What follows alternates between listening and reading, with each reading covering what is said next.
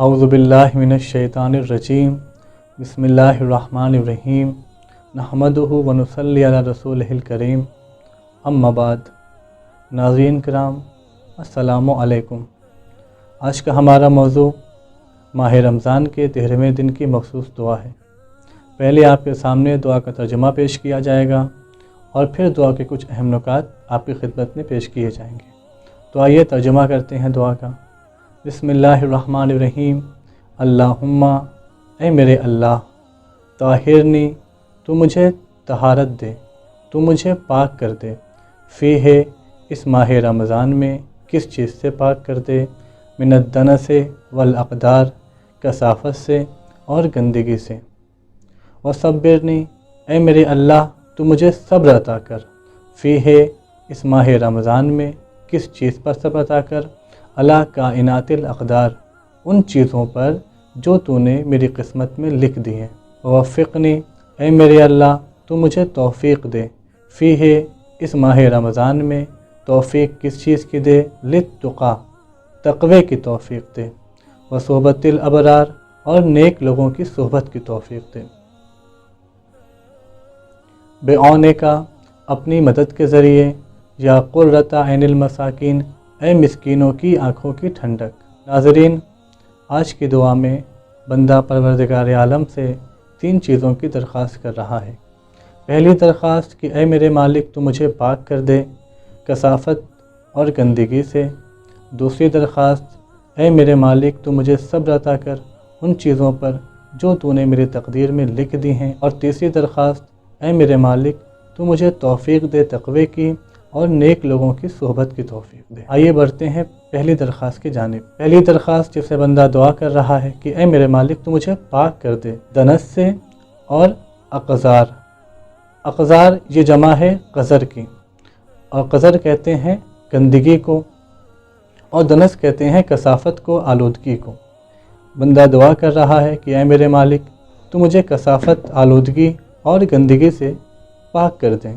ناظرین، کبھی یہ گندگی، کبھی یہ آلودگی جسمانی ہوتی ہے اور کبھی روحانی ہوتی ہے۔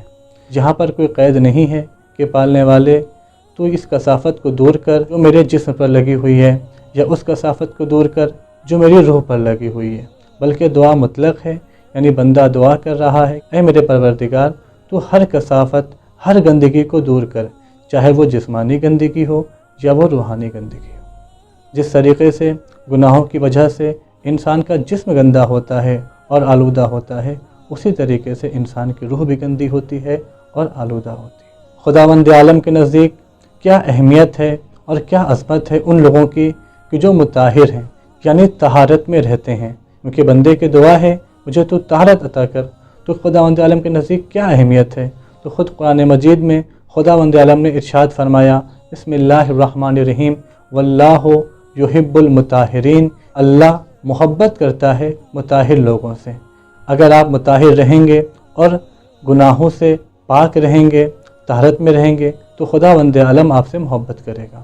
دوسری درخواست جس میں بندہ دعا کر رہا ہے، اے میرے مالک، تو مجھے ان چیزوں پر صبر عطا کر جو تو نے میرے مقدر میں لکھی ہوئی ہے۔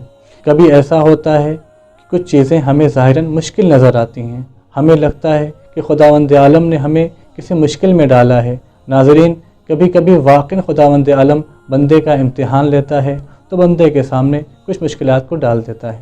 تو بندہ دعا کر رہا ہے کہ اے میرے مالک، اگر تو نے میرے اوپر کوئی مشکل ڈالی ہے آزمائش کے لیے، امتحان کے لیے، تو مجھے اس آزمائش پر، اس مشکل پر صبر عطا کر۔ تیسری درخواست جس میں بندہ دعا کر رہا ہے کہ اے میرے مالک، تو مجھے توفیق دے تقوی کی اور نیک لوگوں کی صحبت کی۔ تو ناظرین، خداوند عالم کے نزدیک کیا اہمیت ہے ان لوگوں کی جو تقوی الہی اختیار کرتے ہیں۔ آئیے قرآن سے پوچھتے ہیں۔ تو قرآن نے بڑھ کے آواز دی، بسم اللہ الرحمن الرحیم، انا اکرمکم عند اللہ اتقاکم، کہ بے شک اللہ کے نزدیک تم میں سے سب سے زیادہ مکرم وہ شخص ہے جو سب سے زیادہ متقی ہے۔ جس کے پاس جتنا تقوی ہوگا وہ خداوند عالم کے نزدیک اتنا مکرم ہوگا۔ بسم اللہ الرحمن الرحیم، وَإِنَّمَا يَتَقَبَّلُ اللَّهُ مِنَ الْمُتَّقِينَ، بے شک اللہ قبول کرتا ہے متقین سے۔ کیا چیز قبول کرتا ہے؟ خداوند عالم اعمال قبول کرتا ہے۔ یعنی اگر ایک انسان تقوی الہی اختیار کرتا ہے تو اس کے اعمال خدا کے نزدیک قبول ہیں، لیکن اگر بندے کے پاس تقوی الہی نہیں ہے تو اس کے اعمال خدا کے نزدیک قبول نہیں ہیں۔ تو اگر بندے کو اپنے اعمال قبول کروانا ہے تو اسے چاہیے کہ وہ تقوی الہی اختیار کرے اور متقی بن جائے۔ بسم اللہ الرحمن الرحیم۔ اِنَّ لِلْمُتَّقِينَ مَفَازًا، کہ بے شک متقین کے لیے مفاز ہے۔ مفاز کہتے ہیں وہ جگہ جو کامیابی کی ہو، فوز کہتے ہیں کامیابی کو، یہ اسی سے بنا ہے، یعنی کامیابی کی جگہ۔ قرآن مجید میں ارشاد ہوا کہ بے شک متقین کے لیے کامیابی کی جگہ ہے، یعنی اگر انسان کو کامیابی چاہیے تو اسے متقی بننا پڑے گا۔ پھر اسی دعا میں یہ دعا کی جا رہی ہے کہ اے میرے مالک تو مجھے توفیق دے نیک لوگوں کی صحبت کی۔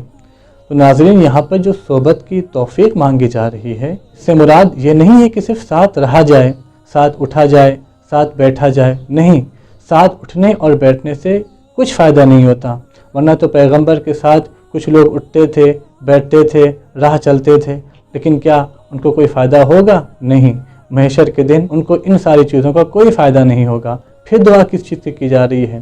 یہاں پر ساتھ سے مراد ان صفات کو اپنانا ہے۔ دعا کی جا رہی ہے اے خدا تو مجھے توفیق دے کہ میں نیک لوگوں کی صحبت اختیار کروں، یعنی اے خدا تو مجھے توفیق دے کہ میں نیک لوگوں کی صفت اختیار کر سکوں۔ اگر بندے نے نیک لوگوں کی صفت اختیار کر لی تو پھر بندہ ابرار میں شامل ہو جائے گا، بندہ خدا کے نزدیک نیک کہلایا جائے گا۔ اور وہ لوگ کہ جن کا شمار ابرار میں ہوتا ہے، قرآن ان کے بارے میں کیا کہتا ہے؟ تو قرآن نے فرمایا بسم اللہ الرحمن الرحیم ان الابرار لفی نعیم، بے شک اچھے لوگ، نیک لوگ جنت میں ہیں۔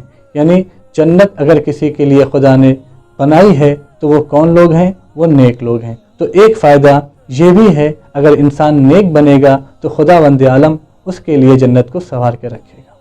آئیے دعا کرتے ہیں کہ پروردگار عالم ہماری تمام دعاؤں کو قبول فرمائے، اس ماہ مبارک کے صدقے میں ہمارے گناہوں کو بخشے اور ہمیں اس سے دور رکھے۔